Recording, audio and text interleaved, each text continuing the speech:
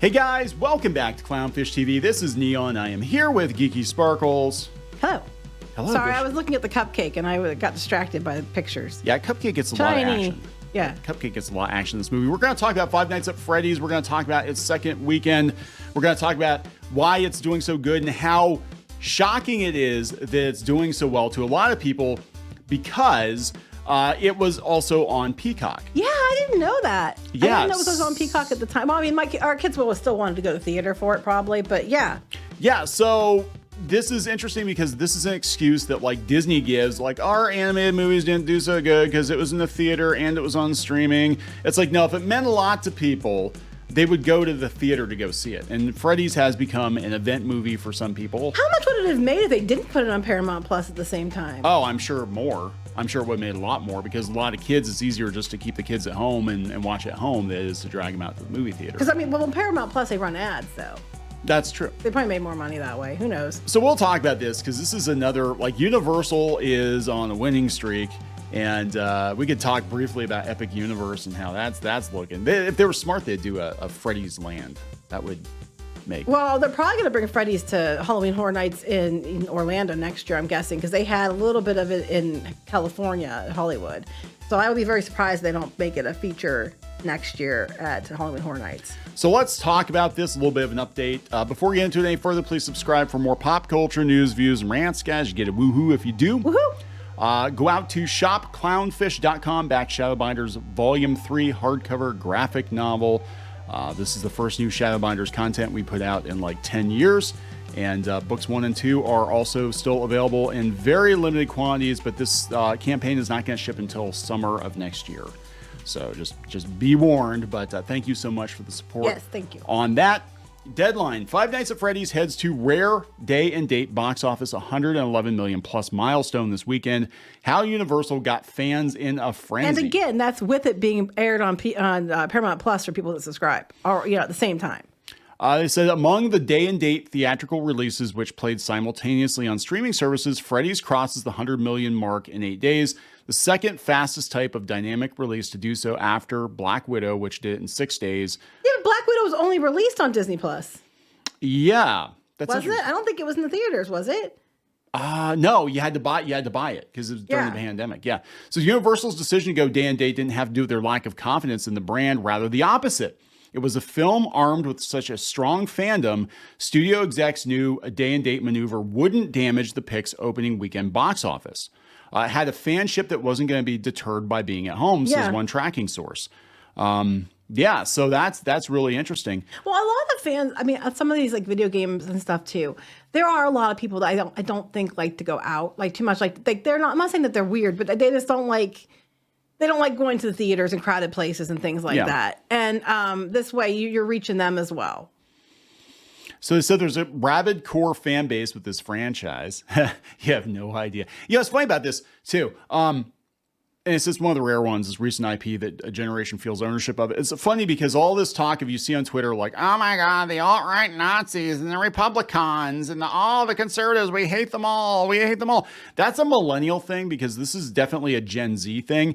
And Scott Cawthon basically canceled himself. Now, Scott Cawthon is openly Christian and openly conservative, the guy who created Freddy's. And he kind of canceled himself because his fans got in a fight with Vivzy Pops, Has Been Hotels fans, and there was doxing involved, and it's a whole thing. But he's like, yeah, I'm stepping away from it. Was that the one where his wife was pregnant and he just got out because like his wife and his kid were more important than this? He's like, I'm out. Like he's still getting paid, but it's funny because had this been like more of a millennial thing, the millennials would be like, we're not going to go see this movie. This is why we're boycotting Five Nights at Freddy's, because to them, Hogwarts is like... That's their thing, yeah. Harry Potter is the millennial thing. Freddy's is the Gen Z thing. And you can see the difference between Gen Z and millennials. Like Gen Z might even be like, yeah, I don't agree with them, but whatever. It's just, I love the movie. I love the franchise, whatever. Millennials is like, no, we have to... Here's my ship. Yeah. Millennials have to like... micromanage the personal lives of all the people that made all the stuff that they like. If you're a writer or a comic book artist or an actor that has done things that they personally do not agree with as a collective hive mind, they will go out of their way. Yeah, but there's a lot of Gen Zs like that too, though. Like I'd say the older Gen Zs and the younger millennials is what you're talking about. I would say the Tumblr generation. Yeah, think because it's there's a lot of like- millennials who don't do that. I think they're a lot older. I mean, I think it's just, I think there's like that right between where the two meet is that age range.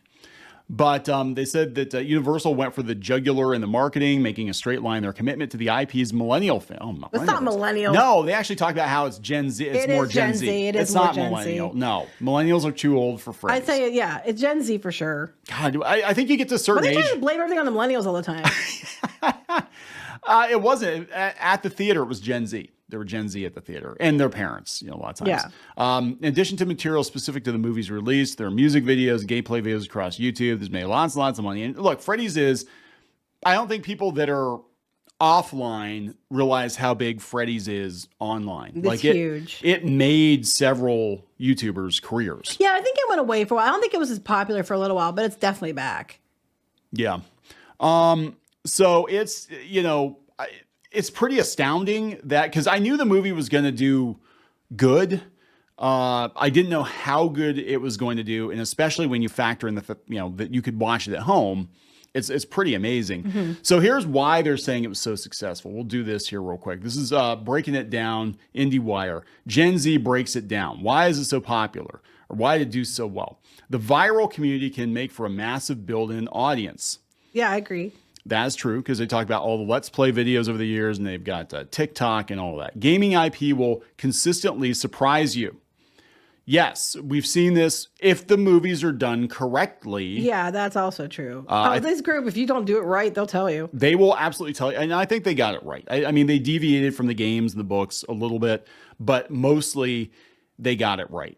And and I think that the critics hated that they got it right, because they're like, And then Pinky Boo was explaining all the lore to you, and she in detail. PG-13 audiences are largely untapped, a largely untapped horror demographic. Now, they actually bring up the Haunted Mansion because it failed to break even, because they brought it out in July, but they, Yeah. and that was, I don't think Haunted Mansion was that bad. They brought it in July so they could release it on Disney Plus at Halloween. And then they also had a bunch of stuff coming out to sell for Halloween merchandise. So they're looking for scary movies that aren't like overtly gory. In fact, I would say a lot of the horror movies, not the slasher films, but some of the psychological horror movies made in the 1980s today would probably be PG-13. They might drop a couple more F-bombs than they had, you know what I'm saying? Yeah. But like some of them I'm thinking about, like Stephen King movies and stuff like that. Like, did they really need to be rated R? But then I you've don't know. got I didn't like, watch a lot of them, so I don't I know. watched all of that stuff. I know you did. I did not. So Freddy's was like weak sauce for me. I'm like, oh, yeah, we only had one person get bit in half by an animatronic. I mean, that's nothing, man. They didn't even Spoiler. show it. Spoiler. They capitalize on multiple levels of nostalgia, and yeah, that's true. Halloween can still create day and date magic. Yes, they brought it out at Halloween. If Disney had brought out Haunted Mansion I agree. Halloween. And they could have put on Disney Plus at the same time. Well, I don't know if they could have. Oh, but well, he got massacred by Freddy's. But if they Yeah. wait until at least That might be October, why they pushed it back too. They might have had it in July because that was another one they switched dates on. I think actually they had it coming out later. I think in November or something. But they were going to be able to go against Freddy's, and that would have been the kiss of death. that would have been the kiss of death. So there we go, guys. Freddy's making over $100 million, even though you can watch it at home. Yeah, it's so weird to me. I think it's pretty awesome. So I think we're going to have lots of sequels. Hopefully they don't suck. So we're going to wrap it up. Yep. Please subscribe for more pop culture news, views, and rants, guys. We'll talk later. Bye.